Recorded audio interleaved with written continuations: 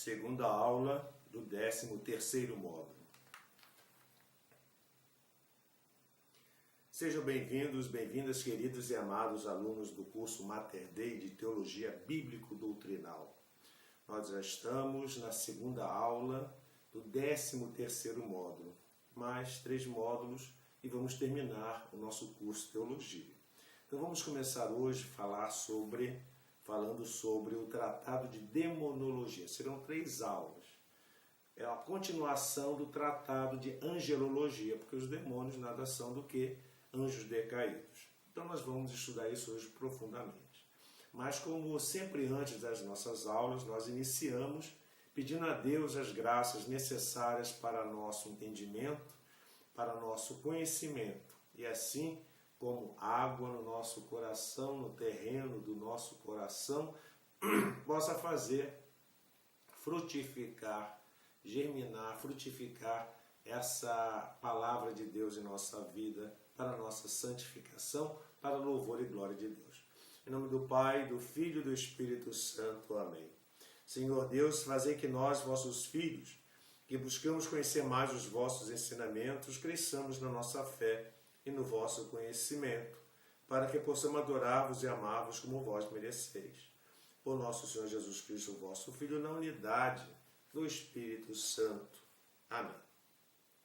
Então vamos começar hoje, nessa segunda aula do 13º módulo, mas é a primeira aula sobre demonologia. Bem, vamos antes de tudo ao conceito de demonologia. Bem, demonologia é o estudo sistemático dos demônios.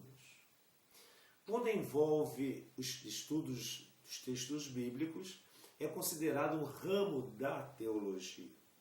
Pois geralmente se referir aos demônios descritos no cristianismo, pode ser considerado um estudo da parte da hierarquia bíblica. Também não está diretamente relacionado ao culto dos demônios. Agora, qual é a etimologia da palavra demônio? Bem, vem do grego daimon, e mais logia, daimon e logia. Nada mais do que o estudo sistemático dos seres conhecidos como demônios. Antes de tudo, devemos contextualizar o sentido da palavra demônio. Então vamos a algumas considerações históricas muito importantes para que nós possamos entender, dentro do contexto do cristianismo, o que são os demônios, Dentro da mitologia grega, antes de mais nada, existiam tipos de entidades conhecidos como demos, que eram espíritos menores, intermediários entre deuses e os homens, dentro da mitologia grega. Então existiam seres, entes intermediários entre os deuses e entre os homens. E esses demons, que mais tarde a gente vai entender como demiurgos, eles eram capazes de exercer influências malignas.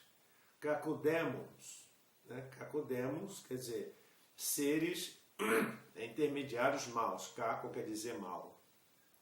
Daí cacofonia, quer dizer o som mau, o som feio. Caco quer dizer feio. Cacodemos são os espíritos feios. Ou benéficos, eudemons, eudemonia, Eu quer dizer bonito, eufemismo. Então, eles poderiam ter influências malignas ou influências benignas. Sobre quem? Sobre a humanidade. Muitos pensadores, filósofos e escritores redigiam suas obras pedindo a intercessão desses daimons, ou propriamente, especificamente, aos eudemons, que eram aqueles que exerciam influências benéficas. Enquanto que os cacodemos eram exorcizados, ou seja, expulsos, através de quê? De invocações divinas usadas para afastar a sua influência. Eram espíritos com personalidades muito fortes e variadas.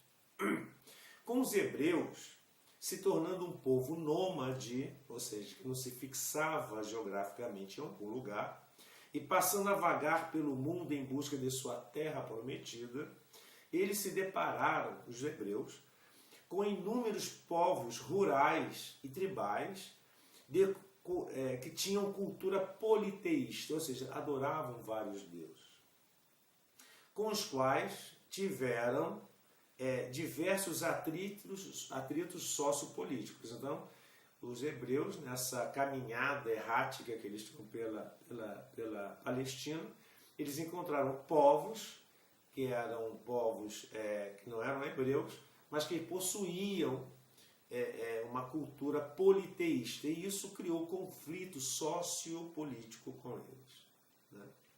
Uma das estratégias adotadas pelos hebreus em seus textos épicos para justificar a superioridade do povo de Israel sobre todo o resto das culturas do mundo era justamente distorcer, perverter e deformar os mitos e figuras divinas dos povos rivais para colocá-los abaixo de si.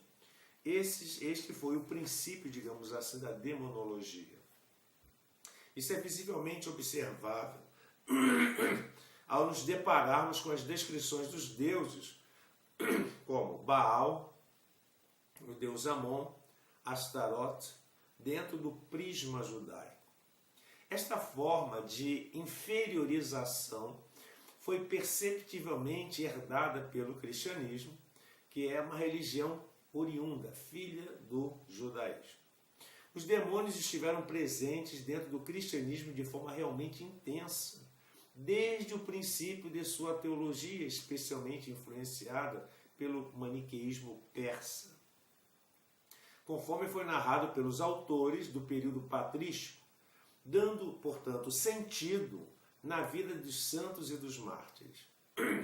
Com a evolução desta mesma teologia pós-nicena até a aurora da teologia escolástica medievalista, a demonologia ganhou local de destaque dentro do cristianismo especialmente, embora seja também fortemente presente no judaísmo e também no islamismo.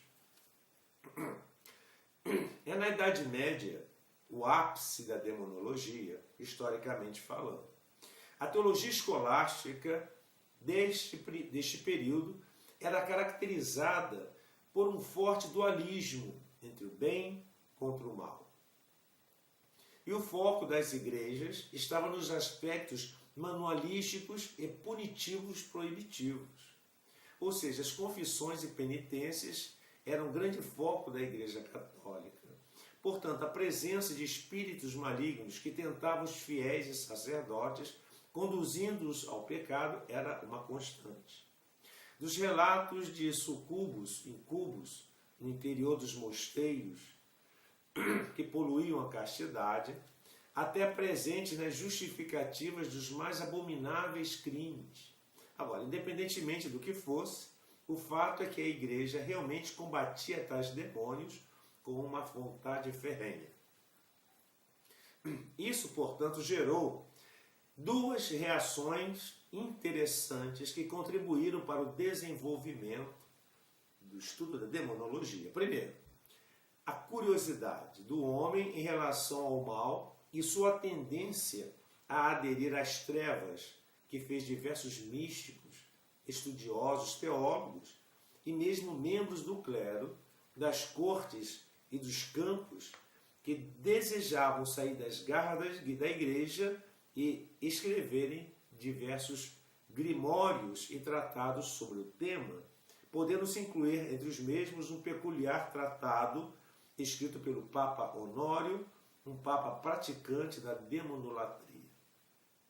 E, em segundo lugar, o medo do desconhecido, do inferno, do pecado, que fez os teólogos cristãos da época redigirem infindáveis ensaios a respeito da natureza do mal, em uma tentativa brutal de desvendá-la e compreender para poder combater estas entidades com as armas apropriadas, como fez Santo Tomás de Aquino. Nos dias atuais, a figura do diabo ainda não foi esquecida e nem a dos seus ascetas. Entretanto, a obsessão acerca do tema diminuiu e ele é tratado com mais racionalidade e menos, digamos assim, paranoia. Os casos de exorcismo dentro da igreja são levados a sério sempre acompanhados de um psiquiatra e de um médico. Então, a igreja, nesse caminhar, desde os seus primórdios, ela foi, digamos assim, podando tudo aquilo que era excesso, tudo aquilo que era errôneo, ou tudo aquilo que era equivocado em relação à demonologia. Então, hoje a igreja ela tem uma concepção muito mais racional, bíblica, evidentemente, mas muito, digamos assim, segura daquilo que ela entende, daquilo que ela fala sobre os demônios. Agora, entre a demonologia, enquanto a demonologia visa o estudo sistemático sobre os demônios, a demonolatria visa a adoração dos demônios. Há uma diferença de demonologia, que é o estudo dos demônios, anjos decaídos, espíritos decaídos, e demonolatria, que é a adoração do demônio. De forma pura e simples, vejamos, sem filosofias e sem enrolação, simplesmente a negociação e adoração à entidade, ofertando a ela tudo o que lhe é devido. Então a demonolatria é um culto, adoração ao demônio. Na antiguidade, a demonolatria possuía uma forma de atuação muito mais forte na sociedade. As bruxas antigas e ermitões eram considerados perigosos e temidos mesmo pelos governantes e caçadores e caçados pelo clero, que os matava sem hesitar e oferecia recompensas e condecorações a quem os fizesse. A figura desses demonólatras é quase lendária, mas deveria ser espelhada pelos reais adeptos da atualidade. A imagem é quase caricata. Uma cabana isolada, uma vida afastada das pessoas e que não sejam necessárias. É uma autossustentabilidade, criando animais e vegetais para consumo em uma pequena fazenda particular. Poucas terras e quase nenhum dinheiro. Roupas sempre da cor do demônio principal. Aqui se tem adoração e, claro, seu sigilo carregado ao pescoço ou bordado no manto, sempre exposto com orgulho genuíno e em si trabalhar com tal entidade. Em troca, o que a pessoa tem com o culto demônio? Conhecimento, a proteção, a fidelidade de uma entidade de alta patente. Afinal de contas, então, quem é o demônio? O demônio não é uma coisa nem outra, nem uma simples personificação do mal, nem uma espécie de divindade maligna. Ele é simplesmente o que então? É um anjo decaído, que conserva os poderes e as limitações da natureza angélica, porém só pode fazer uso deles na medida em que Deus o permita. E Deus só permite sua atuação quando ela redunde na glória divina, ou contribua para a salvação dos homens, ou ainda sirva para o castigo destes, quando merecedores. A posição equilibrada é aquela ensinada pela doutrina católica, que vê o demônio como ele é, de acordo com os dados da revelação, o ensinamento dos papas e dos concílios e a doutrina elaborada dos doutores, dos teólogos. Essa é a doutrina que vamos passar a expor aqui no nosso curso. Então, nós vemos aqui, iniciando, portanto, o nosso estudo, a questão da problemática do mal. O que é o mal? Por que o mal? Então nós temos o versículo de Gênesis 1, capítulo 31, versículo 31, que diz o seguinte: E Deus viu todas as coisas que tinha feito e eram muito boas.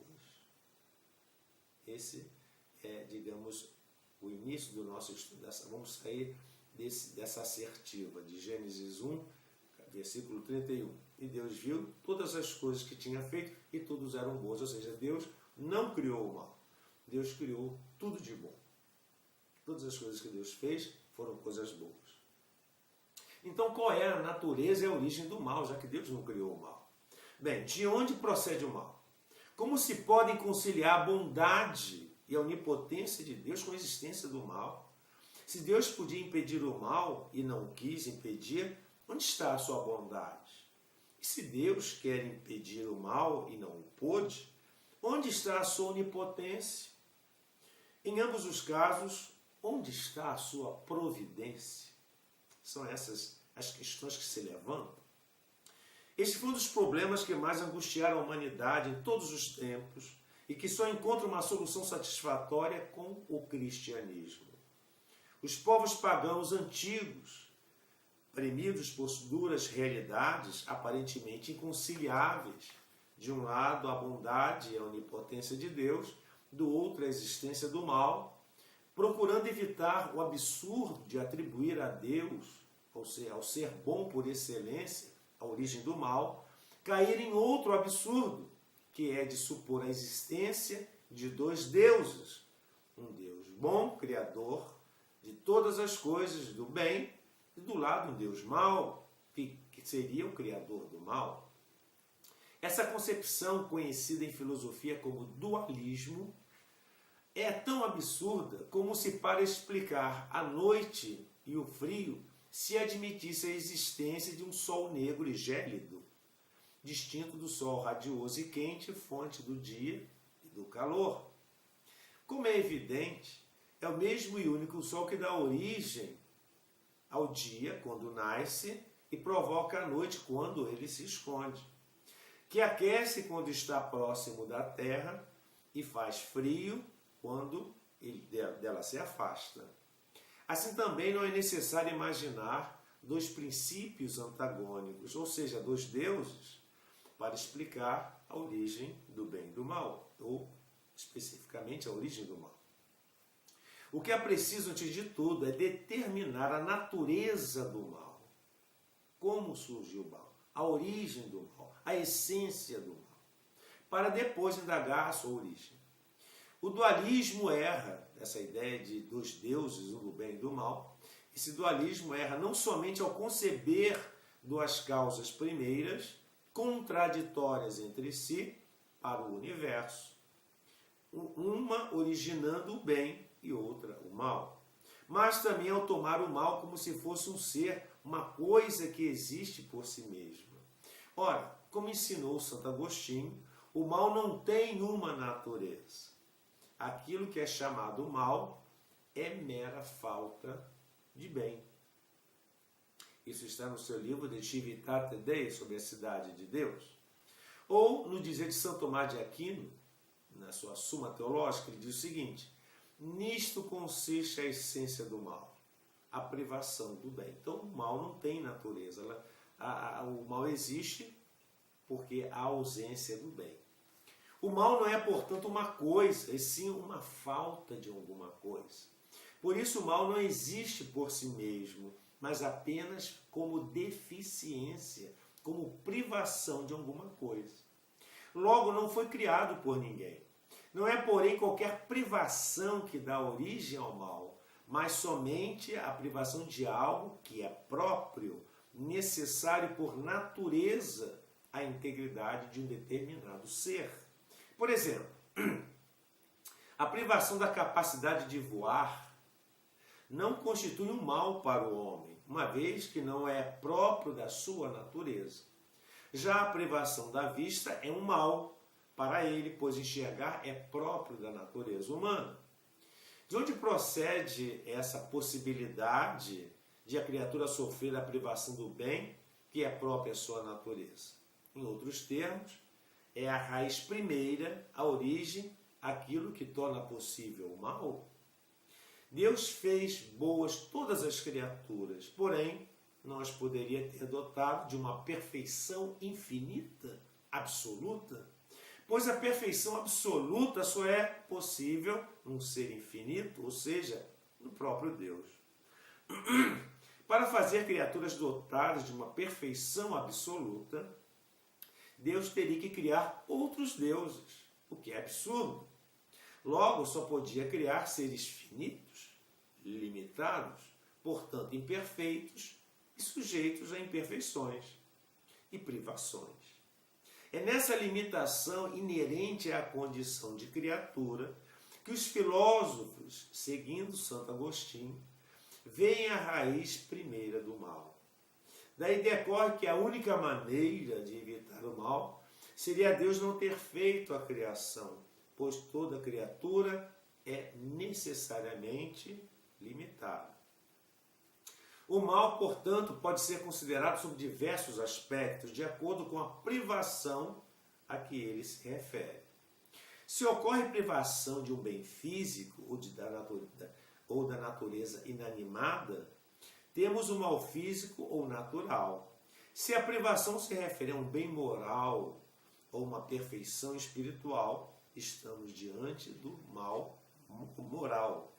O mal físico compreende todas as desordens da natureza inanimada, terremotos, inundações, incêndios, e em particular as desordens das criaturas sensíveis, por exemplo, o sofrimento, as doenças, a morte. O mal moral, portanto, já por seu turno, compreende as desordens da vida moral, o pecado, o vício, a injustiça e a violação das leis estabelecidas por Deus. Mas então, por que Deus permite o mal? Ora, porque Deus permite as catástrofes mais ou menos frequentes, as doenças, a morte, enfim. Como pode um pai deixar sofrer assim seus filhos? Não tem ele poder para impedir o mal? E se não lhe falta poder, onde está a sua bondade se não o impede? Sempre são essas questões que se levantam. Ora, ensina São Tomás de Aquino que Deus não permite o mal físico senão de um modo inteiramente acidental, como ocasião para os justos exercerem a virtude da constância, praticarem a caridade para com os menos favorecidos, os doentes. Por outro lado, ele deseja alguns males físicos como pena devida ao pecado, como forma de restabelecer a justiça ultrajada pelas faltas voluntárias. Com relação à morte, longe de ser o termo da vida, ela é a passagem para uma vida nova, onde a felicidade é completa, sem mesclar o sofrimento, e onde se distingue o sumo bem, que é o próprio Deus. Quanto ao mal moral ou pecado, Deus não pode querê-lo nem mesmo indiretamente, mas ele pode tirar, como do mal físico, algum bem, como por exemplo, do pecado do perseguidor, a manifestação da constância dos mártires. A possibilidade do mal moral, ensinam os filósofos, é ao mesmo tempo a consequência de um grande bem, a liberdade. E a condição de um bem ainda maior, o mérito. As criaturas racionais, ou seja, os anjos e os homens, por serem dotados de inteligência, possuem o que nós chamamos de livre-arbítrio, ou seja, a liberdade de escolher entre os bens possíveis. A capacidade de livre escolha decorre da natureza inteligente desses seres, do conhecimento que eles têm de várias ações, de seus fins últimos e dos meios para chegar a eles. A liberdade mesma imperfeita é a mais bela prerrogativa do ser racional, é pois digno da bondade divina tê-lo concedido. Deus não podia suprimir no anjo e no homem a possibilidade de fazerem o mal, a não ser recusando-lhes a liberdade ou dando-lhes liberdade incapaz de falhar. Na primeira hipótese, ou seja, recusando-lhes a possibilidade, a liberdade, aliás, ele pode recusar a liberdade aos homens e aos anjos, eles ficariam rebaixados ao nível dos irracionais, o que seria indigno das criaturas espirituais. Já na segunda hipótese, ou seja, na liberdade incapaz de falhar, seria uma liberdade infalível, na liberdade infalível, eles se tornariam iguais a Deus, o que é um absurdo. Deus quer que a criatura racional observe suas leis, não como um animal desprovido de razão que age segundo os seus meros instintos, mas moralmente e meritoriamente. Ora, sem a possibilidade do mal moral, não haveria mérito na prática do bem, pois não há mérito se não se faz o bem, podendo não fazê-lo. Deus quis que os anjos e os homens fossem os agentes da sua própria felicidade, ou se tornassem responsáveis pela própria desgraça, escolhendo por si mesmos se colaboravam ou não com a graça divina. Vejam bem, quando os anjos pecaram e quando os homens pecam, fazem o uso indevido, um uso desviado da sua liberdade. Deus, porém, não tolhe a liberdade de suas criaturas racionais em razão do seu uso desviado. Porque é o próprio Deus a ele criar e não destruir. Seria contrariar-se a si mesmo, fazer criaturas livres e depois tolher-lhes a liberdade quando usam o mal. Por outro lado, a existência dos seres racionais não livres é absurda. E a consequência do mal? Bem, a estas considerações de ordem filosófica, o cristianismo acrescenta os dados revelados por Deus. Vamos a eles. Estes não somente confirmam as descobertas da razão, conferindo-lhes uma certa certeza absoluta, mas indo além, não dos meios de saber ao certo aquilo que de outro modo não passaria de mera suposição, como o mal manifestou concretamente entre os anjos e os homens. O cristianismo rejeita toda e qualquer forma de dualismo. Tudo quanto existe provém de um só e único princípio, puro e bom. Sendo Deus substancialmente bom e santo, tudo quanto provém dele tem que ser necessariamente bom em si mesmo. Por isso, todas as criaturas em si mesmas são boas e aptas para os propósitos do Criador. Assim lemos no primeiro livro da Bíblia, e Deus viu todas as coisas que tinha feito e eram muito boas. Gênesis 1:31, como lemos no começo. O livro do Eclesiástico, no capítulo 39, versículo 39, completa: todas as obras do Senhor são boas e cada uma delas, chegada a sua hora, fará seu serviço. E o livro da sabedoria explicita: Deus não fez a morte, nem se alegra com a perdição dos vivos, porque ele criou todas as coisas para que subsistissem e não havia nelas nenhum veneno mortífero, nem o domínio da morte existia sobre a terra. É o Salmo 1, versículos 13 e 14. Diz ainda o livro de Tobias, capítulo 4, versículo 14. Foi na soberba que teve início a perdição. Parte dos anjos, como nós já sabemos, se revoltou contra Deus e foram expulsos do céu, transformando-se em demônios. Do mesmo modo, nossos primeiros pais, desobedeceram o Criador com o pecado original, perderam o estado de inocência e de integridade, sendo expulsos do paraíso terrestre. Como decorrência do pecado original, houve uma debilitação da natureza humana, tornando o homem cada vez mais vulnerável às paixões e às seduções do demônio e mais inclinado ao pecado. Em castigo desse mesmo pecado, Deus permitiu que o sofrimento se abatesse sobre o homem e a terra se lhe tornasse ingrata. Lá no livro do Gênesis, depois da narração da primeira desobediência, vêm as palavras do Criador ao primeiro homem: porque deste os ouvidos à voz da tua mulher, e comeste da árvore de que eu tinha ordenado que não comesses, a terra será maldita por tua causa.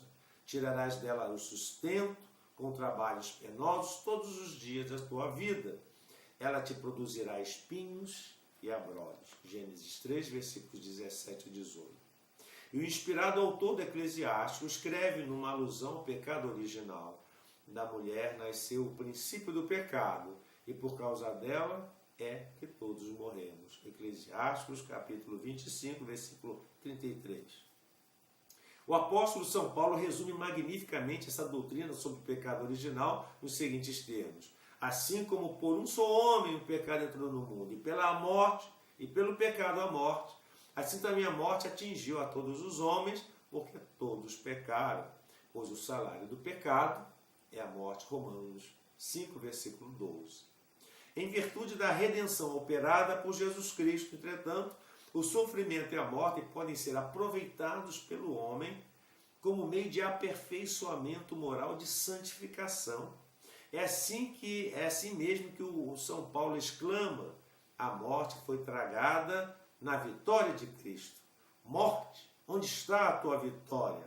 Morte, onde está o teu aguilhão? E prossegue: sejam dadas graças a Deus que nos dá a vitória por nosso Senhor Jesus Cristo. Por isso, meus irmãos, amados, sede firmes, constantes, progredi sempre na obra do Senhor, sabendo que o vosso esforço não é inútil no Senhor. Primeiras cartas aos Coríntios, capítulo 15, versículos 54 a 58. Está, portanto, a esperança, portanto, a esperança que nos dá a força para lutar contra a ação do mal em nós mesmos e no mundo. E é a doutrina a respeito ao verdadeiro sentido da presença do mal no mundo. É a doutrina a respeito do pecado original que nos esclarece quanto à ordem histórica do mal e quanto ao verdadeiro sentido da presença do mal no mundo. Do contrário, o problema do mal ficaria insolúvel e nos atiraria no desespero da incompreensão e da revolta. Agora, os anjos maus tiveram uma queda. Desde o princípio quebraste o meu jugo, rompeste os meus laços e dissestes: não servirei, não serve-am. Jeremias 2, capítulo 20. Deus criou os anjos no alto estado de perfeição natural e, além disso, os elevou à ordem sobrenatural. É de fé que todos os espíritos angélicos foram criados bons. A Sagrada Escritura, com efeito, chama-os de filhos de Deus, como em Jó, capítulo 38, 7, e santos, no livro de Daniel 8, 13, anjos da luz, segundo aos Coríntios 11, 14. Entretanto, os próprios livros sagrados se referem a espíritos imundos, Lucas 8, versículo 29, em espíritos malignos, carta aos Efésios 6, 12, espíritos piores, Lucas 11, 26, e a outras expressões análogas. Isso indica que certos anjos tornaram-se maus, tiveram sua vontade pervertida, em suma, eles pecaram. E assim houve o que nós chamamos de batalha no céu. Repetindo Jeremias 2, versículo 20. Tu, desde o princípio, quebraste o meu jugo, rompeste os meus laços e disseste: não servirei. Este versículo do profeta Jeremias sobre a revolta do povo eleito contra Deus tem sido aplicado à revolta de Lúcifer. Mas ao brado de rebelião do Lúcifer, não servirei, não serviam, em latim, respondeu São Miguel com um brado de felicidade: quem é como Deus? Significado do nome Miguel em hebraico, Micael, quem como Deus? No Apocalipse, São João descreve essa misteriosa batalha que então se travou no céu.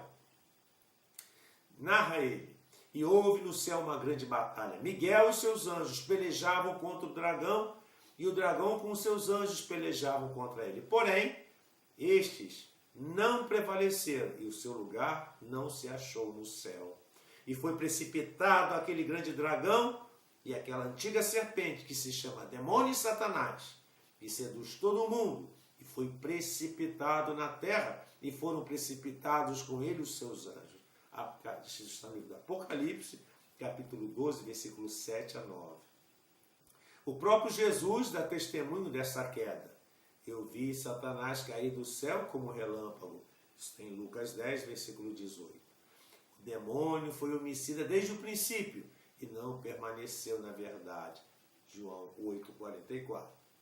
Aí vem a pergunta: o anjo poderia pecar? Como poderia o anjo ter pecado, uma vez que ele não está sujeito às paixões ou ao erro do entendimento, como nós, humanos? Bem, como compreender semelhante opção e rebelião a Deus em seres de tão viva inteligência? Perguntou o Papa João Paulo II. Mas ele mesmo respondeu. João Paulo II, o pontífice, responde: os padres da igreja e os teólogos não hesitam em falar de cegueira produzida pela supervalorização da perfeição do próprio ser, e levar até ao ponto de ocultar a supremacia de Deus, a qual exigia, ao contrário, um ato dócil de docilidade e de obediência e submissão a Deus. Tudo isto parece expresso de maneira concisa nas palavras: não servirei. que manifestam a radical e irreversível rejeição de tomar parte na edificação do reino de Deus no mundo criado. Satanás, o espírito rebelde, quer seu próprio reino, não de Deus, e se levanta como o primeiro adversário do Criador, como opositor da providência, antagonista da sabedoria amorosa de Deus. E o Papa explica que os anjos, por serem criaturas racionais, são livres, isto é, têm a capacidade de escolher a favor ou contra aquilo que conhecem ser o bem. Também para os anjos a liberdade significa possibilidade de escolha a favor ou contra o bem que eles conhecem, quer dizer, o próprio Deus. Criando os anjos racionais e livres, Deus quis que eles, com o auxílio da graça, fossem os agentes da sua própria felicidade ou de sua perda, caso cooperassem ou resistissem à graça, para que merecessem a felicidade eterna, submeteu-os a uma prova. E é de fé que todos os espíritos angélicos foram submetidos a uma prova.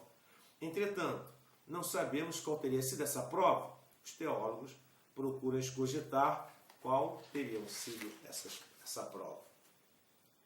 Então aqui terminamos a nossa primeira parte do curso de Demonologia, e no próximo agora nós vamos falar sobre o pecado dos anjos maus, sobre a questão da soberba, a revelação, a psicologia do demônio, etc., que é um assunto muito vasto, que nós daremos em 3 aulas, mas que procuraremos na aula do vídeo fazer uma explanação superficial, mas que isso se encontra de uma maneira muito mais concisa e quase que exaustiva na nossa apostila. Que o Senhor nos abençoe e guarde-nos de todo mal, nos conduza à vida eterna.